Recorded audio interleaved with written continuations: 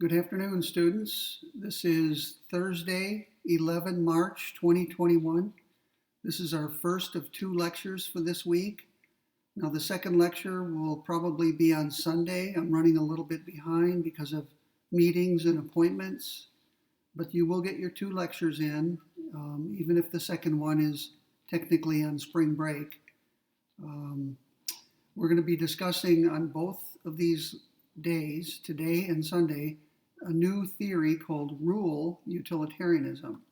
Notice it's also a form of utilitarianism, but it differs from act utilitarianism because it focuses on rules rather than individual concrete acts. So as we go along, my goal will be to help you see both the similarities and the differences between this new theory, rule utilitarianism, and the theory that we've spent so much time on already, which is called act utilitarianism. Now, I posted a handout on Canvas for you. Let me hold up my copy of it. I have a nice color printer. If you don't have a color printer and you print this, you should still be able to read it. It'll probably just be various shades of gray and black. If you have a color printer, this is what it'll look like. And I'm going to walk my way through this with you today, and we'll finish up our discussion of rule utilitarianism during my second lecture, which is probably going to be on Sunday. So let me give you the gist of rule utilitarianism, and let me explain why it was invented. Mill and Bentham, together with Henry Sidgwick, are considered classical utilitarians. They were, to some extent, the founders of the theory. And in today's terms, they all would be considered act utilitarians. But as you now know, act utilitarianism has a number of problems. Many people think that act utilitarianism can be refuted. We've looked at a number of arguments against it. Some of them were raised by John Stuart Mill, like the doctrine of swine objection, and other objections were raised in chapter 4, which we just completed. Utilitarianism, for example, is said to have an incorrect understanding of what makes promises obligatory. It has an incorrect understanding of when punishment is justified. It fails to take account of how things like money are distributed. And certainly it fails to take account of how happiness itself is distributed. Act utilitarians are indifferent to the distribution of happiness. All they care about is how much total happiness a given act produces. So, just to summarize, there are a lot of objections to act utilitarianism. Many people think that the source of these objections is that act utilitarianism focuses on individual acts, individual concrete acts. Maybe we should shift the focus, these critics say. Maybe we should think about rules. The rules themselves can be justified by their propensity to produce utility. But once we get rules in place, we should no longer ask about how much utility they produce. We should simply follow the rules. So it's a two-step process. First, we develop a set of rules based upon their utility. And once the rules are chosen and in place, we simply follow them. So one rule might be something like this. If you have made a promise, then keep it. If you have made a promise, then keep it. That rule, arguably, produces the greatest amount of happiness if everyone complied with it, if everyone conformed his or her behavior to it. And therefore, in the grandfather case that we discussed, the grandson, even if he's a utilitarian, would not do a calculation to determine what to do with the grandfather's body. The grandson would simply follow the rule. If you have made a promise, then keep it. And since he did make a promise to his grandfather, the rule would tell him to keep the promise, which means burying the grandfather's body instead of leaving it lie there on the beach or dragging it into the water or cutting it up and using it for bait. So rule utilitarianism wants us to shift the focus. Utility still plays a role. Utility is how we choose the rules. But once we get those rules, we simply follow them without giving any further thought to how much utility our action would produce. And this, it is thought, will help solve the problems that were created by act utilitarianism. Probably a rule that prohibits punishing the innocent would maximize overall utility. And therefore, it would be wrong to punish an innocent person, even if, in a particular case, doing so would maximize overall happiness. So the whole focus has shifted, hasn't it? Now we're looking at rules rather than individual acts. And many proponents of rule utilitarianism think that that's a perfect compromise. We still have utility, we're still utilitarians, but now we're focusing on rules instead of individual acts.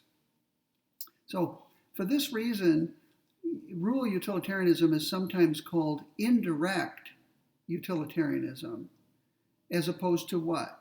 What's the opposite of indirect? Direct. So act utilitarianism is sometimes called direct utilitarianism. Why? Because you're applying the principle of utility directly to each individual act. Rule utilitarianism is sometimes called indirect utilitarianism for the following reason. First, we apply the principle of utility to rules, and only when we get those rules chosen do we apply the rules to acts. Here's a good example of someone who takes this approach.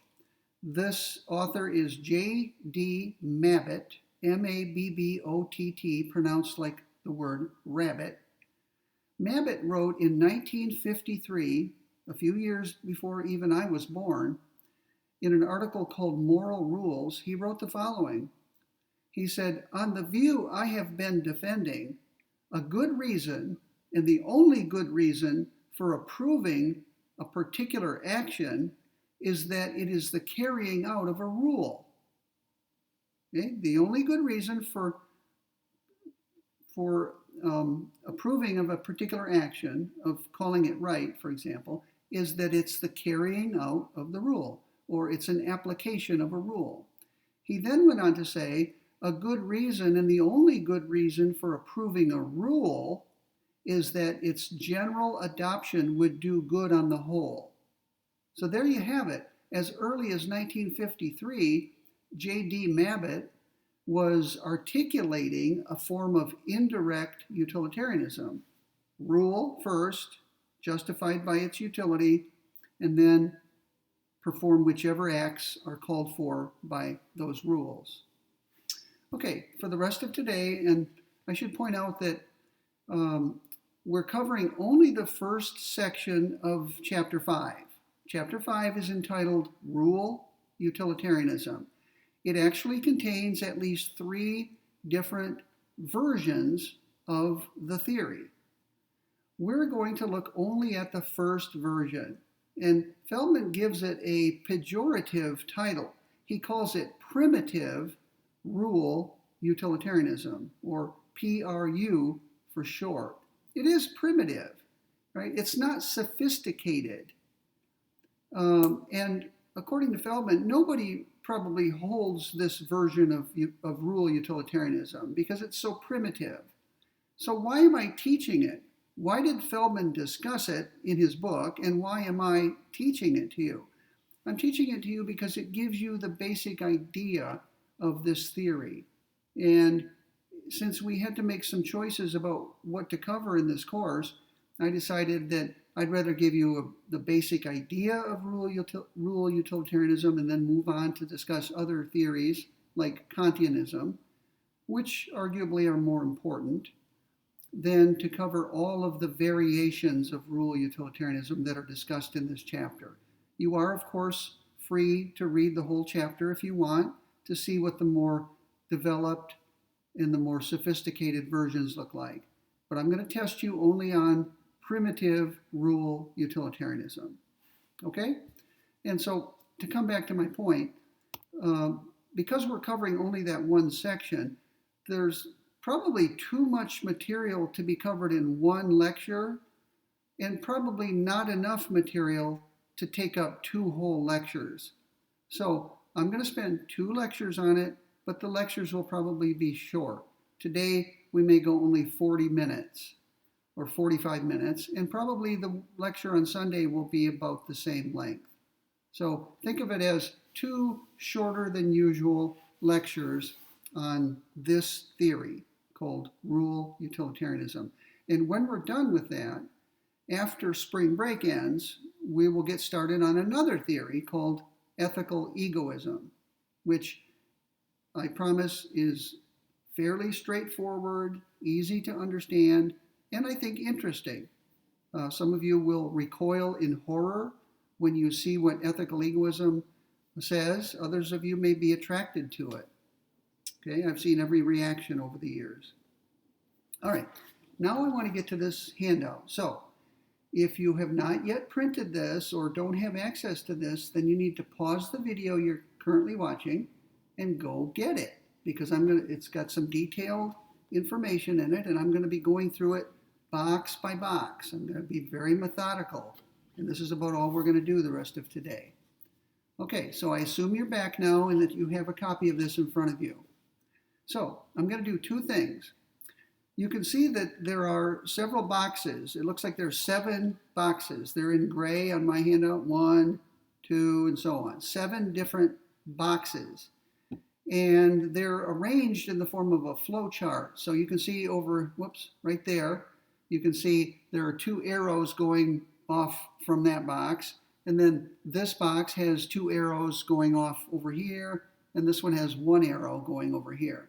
So think of it as a flow chart. These boxes are interconnected. You'll also see that inside each box is a numeral. So from right to left over here, you'll see the numeral 3, and then here is 5, 4, 1, 6, 2, and 7. All right, so I'm going to do 2 things. I'm going to start off over here on the left, and we're going to work our way across. Okay, that's the first thing we're going to do today. And that will give you the gist of what this handout is all about.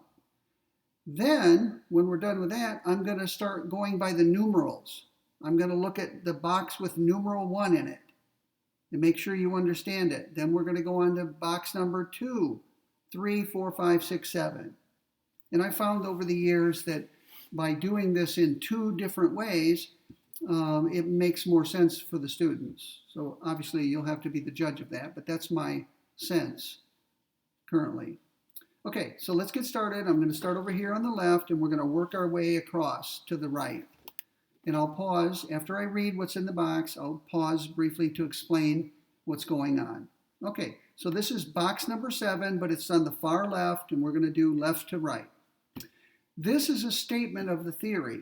I call it RU, but you could call it PRU because it is primitive rule utilitarianism, not some more sophisticated version. And this is straight from Feldman's text. Okay, here's how it goes. You should be familiar with the form by now. You know it's going to be an if and only if statement. So here we go. Act X is right. Now I think Feldman probably said something like an act is right. So this is not verbatim from Feldman, but it's a paraphrase. Act X is right if and only if, and by the way, if I haven't explained that little symbol yet, let me do so now so you're not confused. You'll notice the word IFF. Now that's not an English word, is it? There is an English word, IF, it's the word if, as in, if it rains, then I won't be riding my bike today. IFF is not a typo, it's intentional. It means if and only if. So it's just a shorthand, isn't it? It's just a way of abbreviating something longer. So you'll get used to that. On certain of my handouts, you'll see this sort of thing. Okay, let's go back and read it again. This is primitive rule utilitarianism. An act, call it Act X, is right if and only if X is prescribed by a correct moral rule for its situation. Okay, now I don't want to go into the details yet. We'll do that on the second pass. But I want you to notice that this theory makes reference to two things that need to be defined. It has the word correct, as in a correct moral rule. What does that mean, correct? What does it mean in this context for a rule to be correct?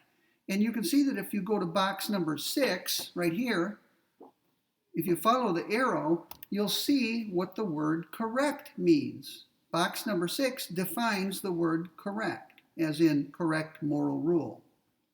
The other term in box number 7 that needs to be defined is rule. What is a rule? I'm sure you've heard and used that word many times, and it may have different meanings in different contexts, but what is a moral rule for purposes of normative ethical theory, and specifically for purposes of PRU? And if you trace the arrow this time, go down to box number 2 right here. Okay, this defines what the word rule means. It tells you what the word rule means. Okay, so let's look at number 6, box number 6. This is the box that tells you what the word correct means. Here's what it says. Rule R, call it R for short, is correct equals, notice equal sign DF period. That's another philosophical symbol. And maybe you could even guess what it means. It means equals by definition, or means by definition. So box number 6 gives you a definition of a term. It tells you what the term correct rule means. So here we go. Rule R is said to be correct. That means the following. It means no alternative to that rule R has higher conformance utility than R has. No other rule, no alternative rule has higher conformance utility than it has. Now there are a couple of new terms that are in box 6, and they too need to be defined. So the first one is the word alternative. What does it mean for a rule to be an alternative? Box number 4 answers that question. You see it there? Box number 4. The other term that needs to be defined is conformance utility. Right? That term appears in box 6. What does it mean? Follow the arrow up here to box number 5. That box tells you what conformance utility means. So all of these boxes are interconnected, aren't they? Each box that introduces a term must be connected to another box that defines that term. And only by understanding this whole diagram can you understand the theory. The theory is complicated. Right? Primitive rule utilitarianism is complicated, and this diagram is designed by me to help you understand all of its complexities and how all of its parts are connected. Okay, let's go down to box 2. Right? This is the box that defines what a rule is. Okay? And in that box, you'll see the word conditional is used. What is a conditional? We'll go over to box 1 right here, and it tells you what a conditional is. It defines that term for you. And one more thing, up here in box 5, which we talked about a moment ago, you'll notice that this box defines the term conformance utility, and you'll notice that it makes use of the term governed. What does it mean for a situation to be governed by a rule? Okay, and what does it mean for a situation to be governed by a rule? Here's the answer. Way over here, box 3 tells you what it means, okay, for a rule to govern a situation. So I've done the first of the two things I wanted to do. I went from left to right on the diagram, okay, on the flow chart. And the whole point of that was to show you how interconnected all these boxes are. Now let's do the second thing that I mentioned. This time, let's look at the content. Let's go for understanding now, not just seeing the connections. All right? So this time I'm going to follow through the numerals 1 through 7. And you'll see that when we do this, we're going to start off with the simplest little thing, and then we're going to get more and more complicated as we go along until we end up with the theory itself, which is in box 7. So find the box with the numeral 1 in it. Where is it? It's way down here. See this? It's got a numeral 1. So let's begin with this. This box tells you what a conditional is. And here's what it says. A conditional sentence has the form if blank, then blank. All right? That's called a conditional. And that's true not just in ethics, but in logic or any other context. A conditional sentence is an if-then sentence. If it rains, then I'm staying home. That's a conditional. If the Cowboys sign Dak Prescott, then they will be successful. And they actually did sign him, didn't they? What is he getting? $40 million a year for 4 years? Amazing. I think I went into the wrong profession. I should have played professional football. Clearly, I could have done so. And that's a total joke. Football is for tough guys and big guys these days. Okay, so those are some examples of conditionals. Right? It's simply an if-then sentence. Now, let's continue because there's more in this box. The first blank of a conditional is called the antecedent. Ante means before. So if the sentence is if blank, then blank, the first blank is called the antecedent, the part that comes first or before. The second blank is called the consequent, the part that comes after. Sequent, sequence, sequel. That's a good way to remember it. A sequel of a movie is the movie that comes after the first one. So antecedent and consequent. Those are the two parts of a conditional sentence. Now, I may ask you a question on the exam about this. It may seem trivial, but my purpose in asking any question on the exam is to test the depth and breadth of your knowledge. And among other things, it's to see whether you watched my videos and listened carefully while you did so. It's to see whether you read the book carefully. It's to see whether you printed and studied my handouts, as I've been telling you, you must do. So I could very well have a question on the exam to see whether you understand what a conditional is. And I may test to see whether you know what the antecedent is and the consequent. So make sure you commit all of this to memory and understand it. If anything is still puzzling to you after today's lecture, or strictly speaking, after Sunday's lecture, when we're done with rural utilitarianism, then you should write to me by email, and I'll answer your questions as best I can. Okay, let's slide over now. We're done with box 1. Let's slide over to box 2. Okay, we're going to take them 1, 2, 3, 4, 5, 6, 7. Now, box 2 builds upon what we just learned.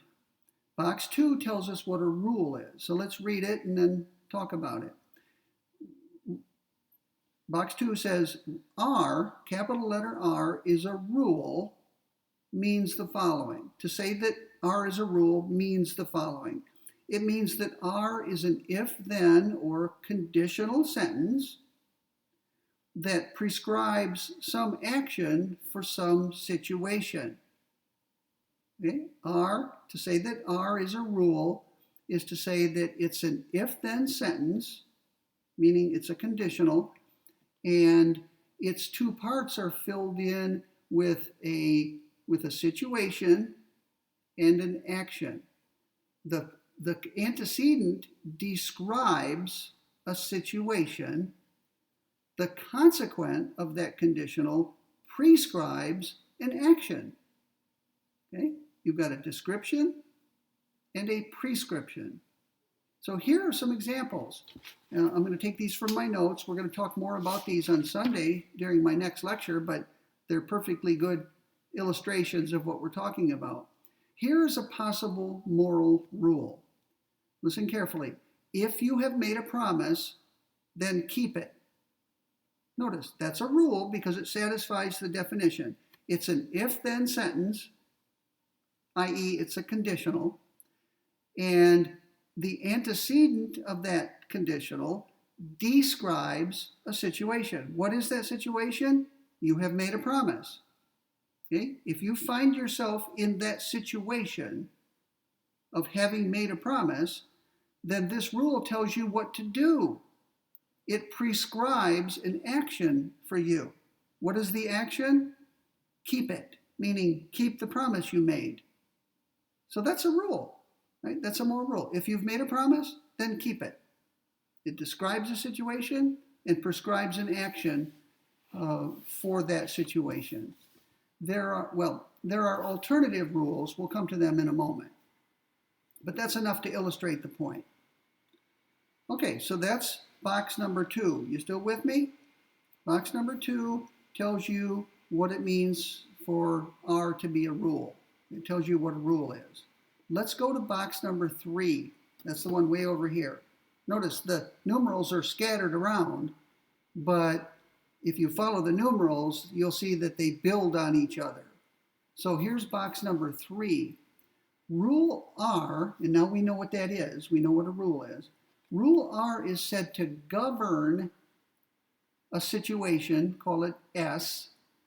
That means the following. R prescribes some action for situation S. Okay? So rules are said to govern situations. And as you'll see in a moment, there can be more than one rule that governs the same situation. So what would be the situation that's governed by the rule that we just talked about? The rule that says, if you have made a promise, then keep it. The situation is you have made a promise, and the rule that I gave you is said to govern that situation. Okay? It's like a governor. A governor is someone that covers or acts upon the citizenry. Okay, so that's what it means for a rule to govern a situation. It just means it prescribes an action for that situation. Let's move on to box number 4, which is right here in the middle. You can see there are 3 of them on top of one another. Look at box number 4. Rule R is said to be an alternative to some other rule, R sub R prime. Notice if you look carefully, it says rule R is an alternative to rule R prime. See a little, looks like an apostrophe after the R, the second R. So we've got 2 rules on the table, R and R prime. So rule R is an alternative to some other rule R prime.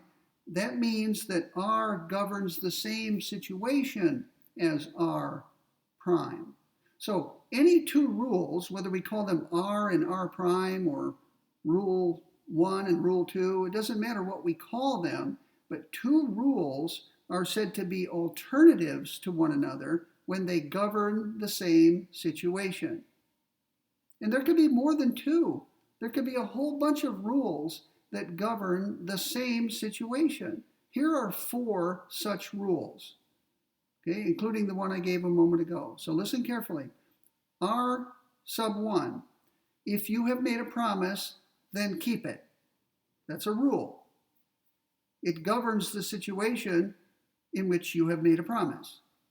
Here's another one, an alternative to it.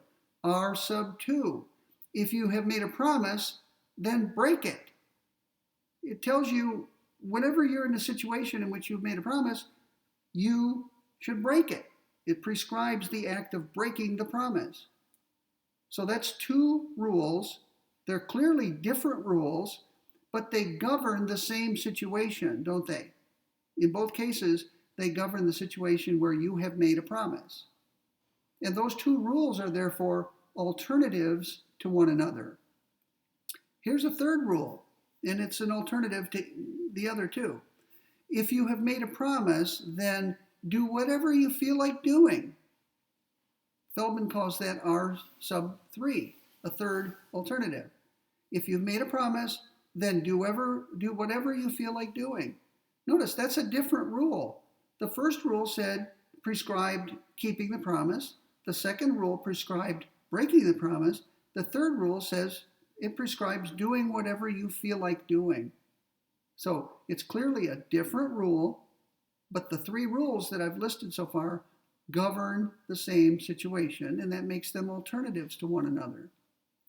Here's a fourth rule, R sub 4. If you have made a promise, then do whatever maximizes utility.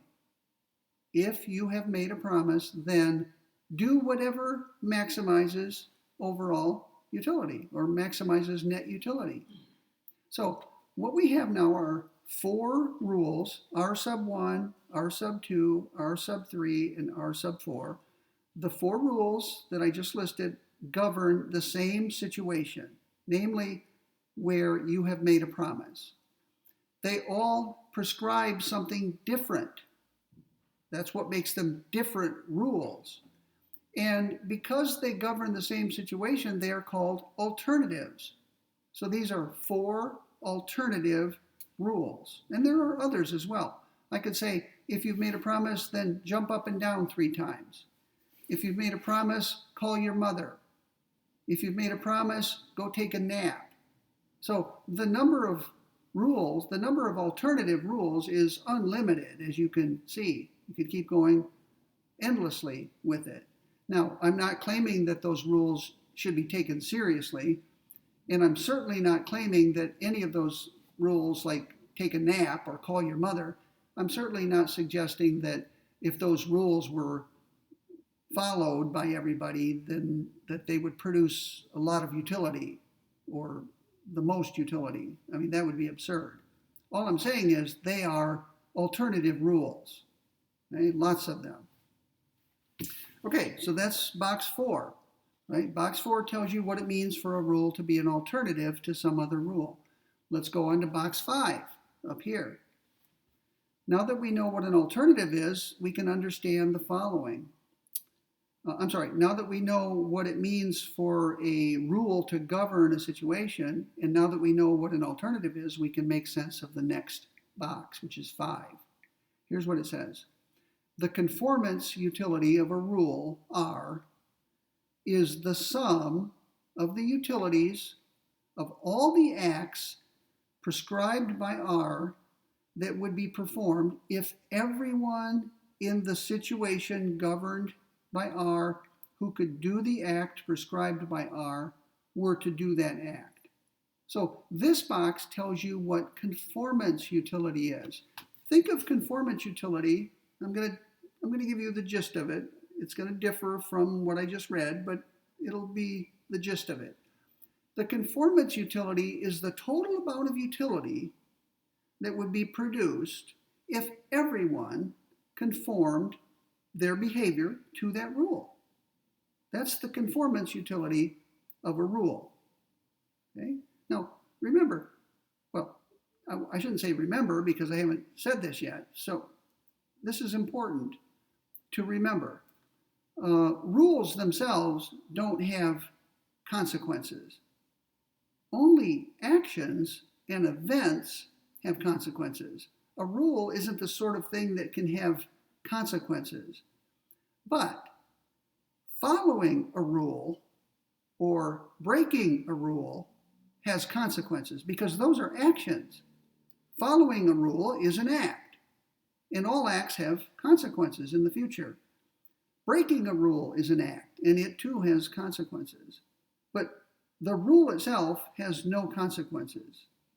So we need to be careful here. Conformance utility should not be defined as the consequences of a rule. It has to be defined like this. The conformance utility of a rule is the total amount of utility that would be produced if everyone conformed his or her behavior to that rule.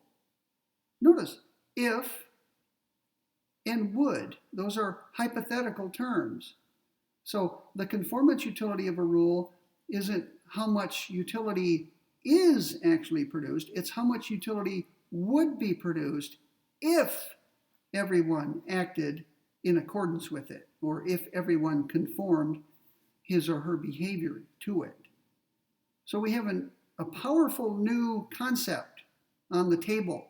It's called conformance utility. Conformance utility is not the same as utility. Remember, when we discussed act utilitarianism, U sub 7, we called it, we were trying to maximize overall utility, or what we called sometimes net utility. Now we're talking about conformance utility, and that term applies only in rule utilitarianism, not in act utilitarianism. Remember, we're focusing on rules now, and rules themselves don't have consequences, but acting in accordance with the rule does have consequences. So rule utilitarianism, as you can now see, makes use of a hypothetical test. What if everyone did that?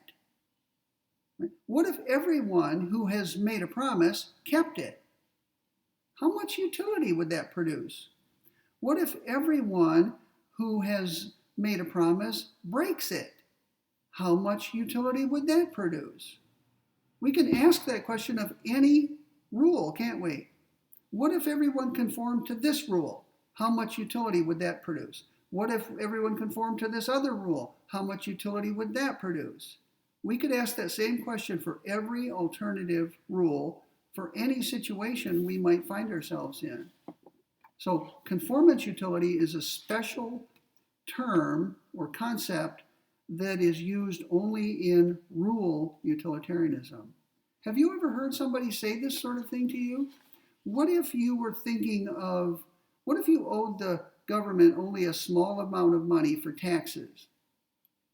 And you decided that you could use that money for your own purposes to make yourself happy. And what if you concluded that the government, since the amount is so small, wouldn't really miss it at all? Right? The government wouldn't even miss the $200, let's say. You could make use of it and make yourself happy. The government, because it deals with such huge sums of money, it wouldn't even miss it. That would be an accounting error, unimportant. So you decide that you are going to keep the money for yourself. What if you told your friend about this, or your friend learned about it? Your friend might say to you, wait a minute now, what if everyone did that? What if everyone did what you're about to do? Wouldn't the consequences be bad?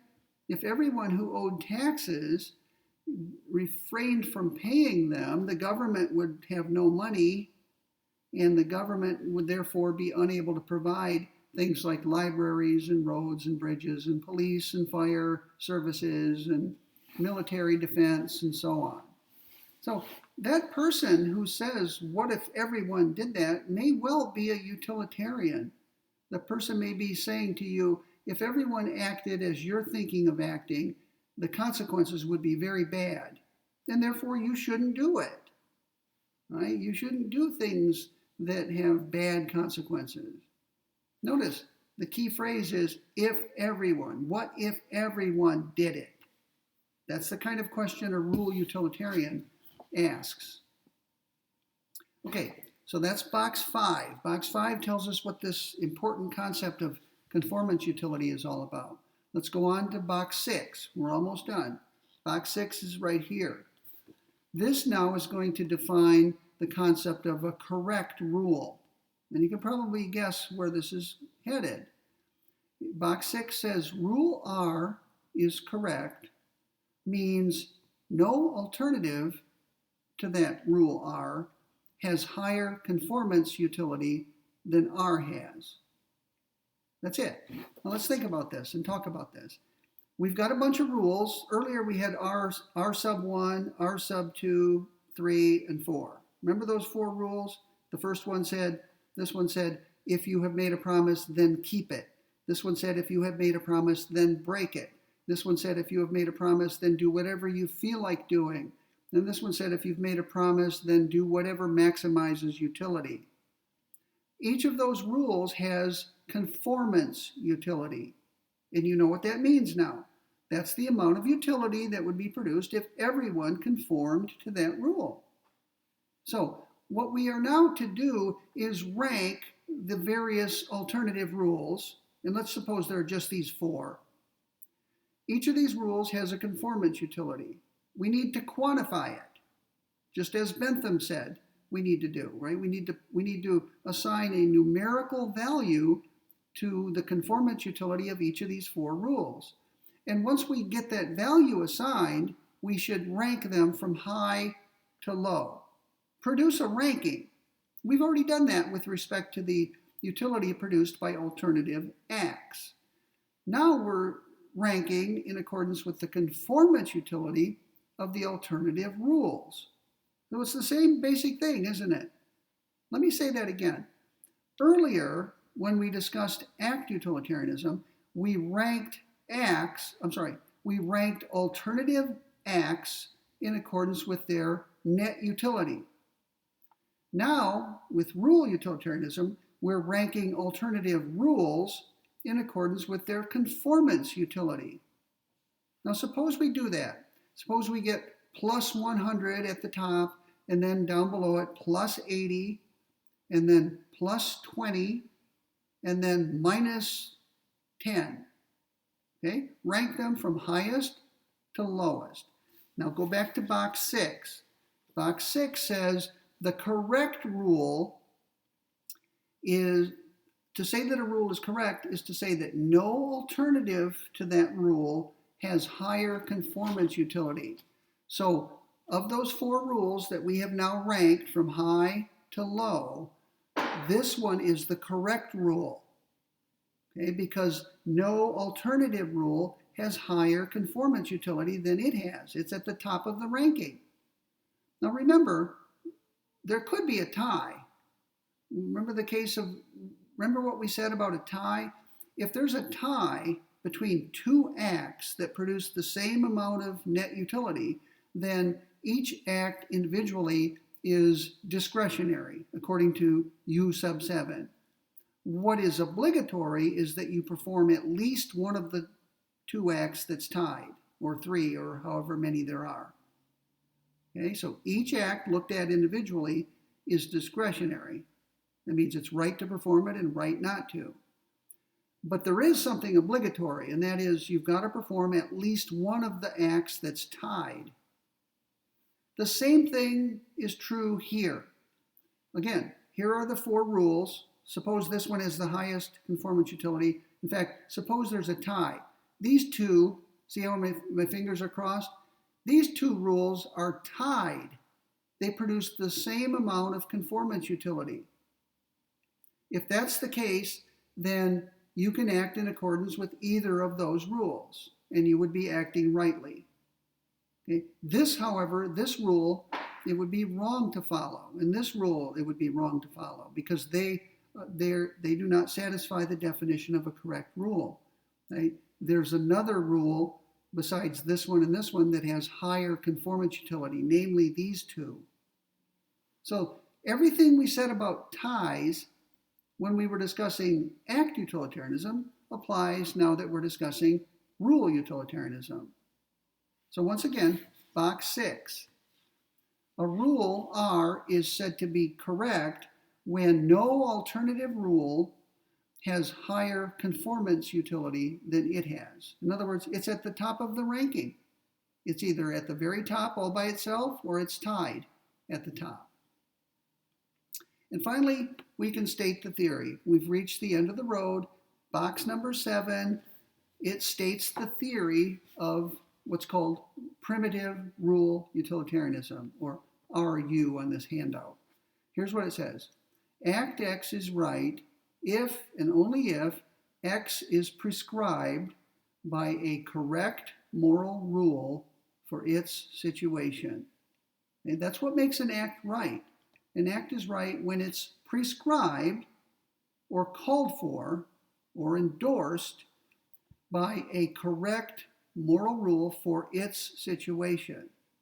So if we're talking about promise keeping, then what we want is to figure out which rule of all the alternative rules that govern the situation in which you have made a promise, we want to, the right act is the act that is prescribed by the rule that has the highest conformance utility. In other words, the correct moral rule. Okay, that's what makes an act right. It's not that the act itself produces the most utility, it's that the act is prescribed by a rule that has the highest conformance utility for its situation. That's a mouthful, isn't it? You can see why I approach this the way I do.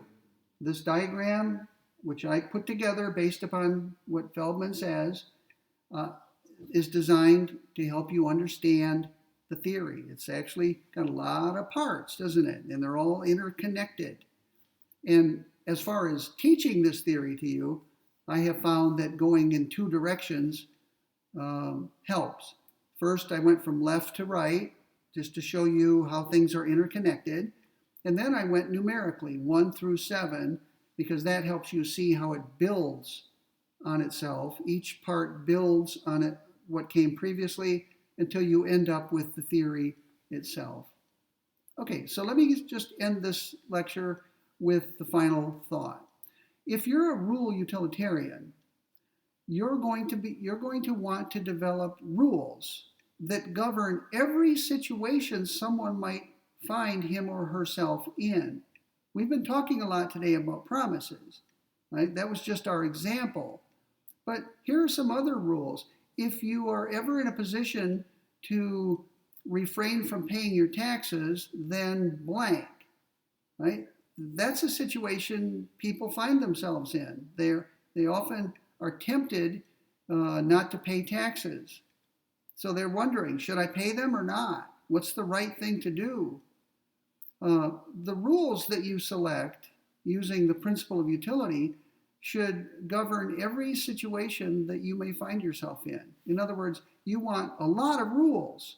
You want a rule for every situation. What if you're tempted to discipline your child? What's the right thing to do? Well, you need to formulate a rule for that situation. And you should formulate whichever rule would have the highest conformance utility. And that would then be the correct rule. And that's the rule you should act in accordance with if you want to do the right thing. What if you're what if you're a police chief? Remember that example? What if you're a police chief and you find yourself in a situation where you can frame an innocent person and maximize overall utility by doing so? Now, that may be endorsed by act utilitarianism, but it may not be endorsed by rule utilitarianism. It's going to depend on which rule, of all the rules available to you, which rule would have the highest conformance utility.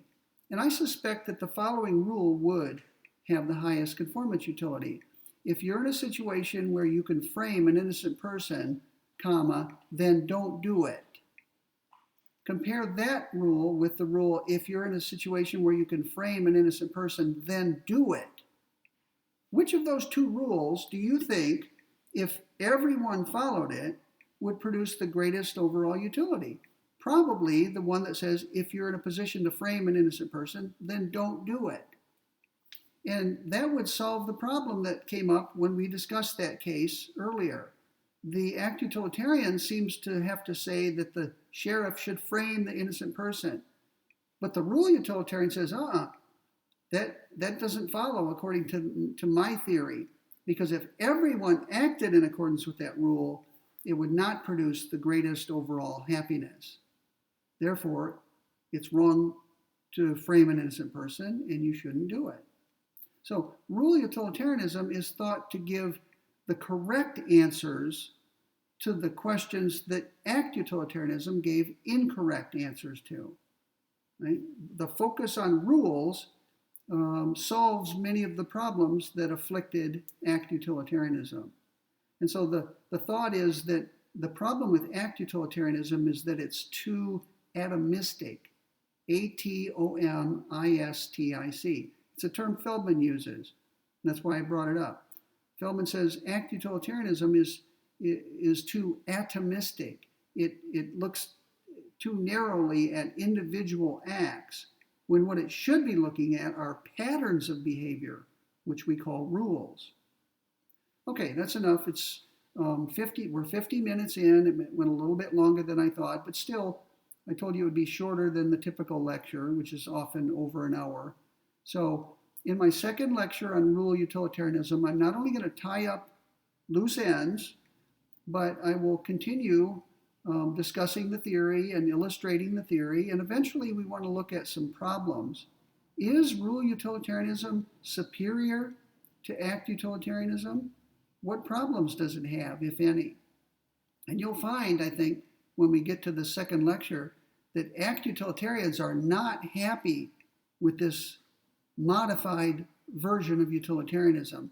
Act utilitarians have said that rule utilitarianism is not really an improvement. And you'll see why. I'll keep you in suspense until the second lecture, which I'm pretty sure will be on Sunday. So bear with me. I know it comes technically during spring break, but you can watch it at your convenience at any time. You can even wait until spring break is over and then watch the two remaining videos, today and Sunday. Okay, so have a great day, and tomorrow, and I'll see you, and Saturday, and I'll see you probably sometime on Sunday.